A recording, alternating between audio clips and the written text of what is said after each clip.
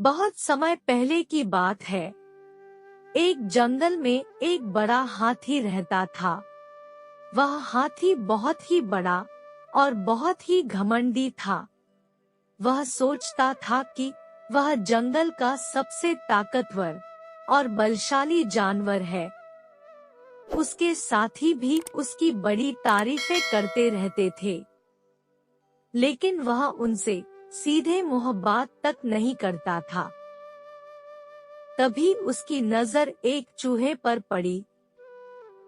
एक दिन हाथी जंगल में टहल रहा था, जो एक छोटे से बिल में बैठा खाना खा रहा था।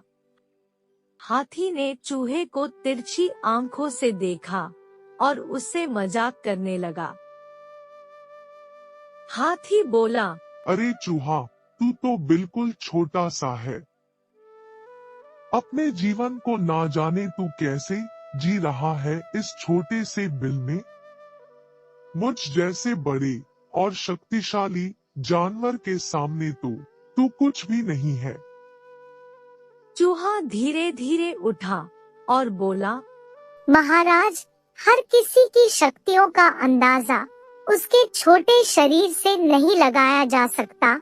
छोटे जानवर भी अपनी आक्रामक शक्ति के साथ बड़े और शक्तिशाली जानवरों को सबक सिखा सकते हैं।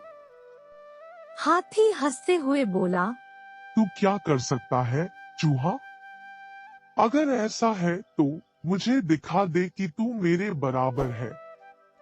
चूहा सोचा और फिर उसने अपनी चालों में बदलाव किया। वह हाथी के पास गया और तेजी से उसके कान में चढ़ गया और फिर उसकी पूंछ में लटक कर झूलने लगा। हाथी बहुत ही परेशान हुआ और चिल्लाया, अरे छोटे चूहे, छोड़ मुझे। चूहा हाथी की पूंछ से नीचे उतर गया और बोला, अब तू समझ गया, किसी की शक्ति की अंदाजा उसके आकार से नहीं होती। यह उसकी निर्णायक बुद्धि और योग्यता पर निर्भर करती है कि वो कितना शक्तिशाली और बलवान है। हाथी शर्मसार हो गया और चूहे से माफी मांगने लगा।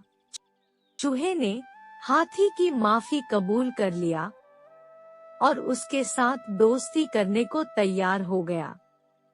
इस कहानी से हमें यह शिक्षा मिलती है कि घमंड और अहंकार कभी भी अच्छे नहीं होते और हर जीव की अपनी योग्यता होती है।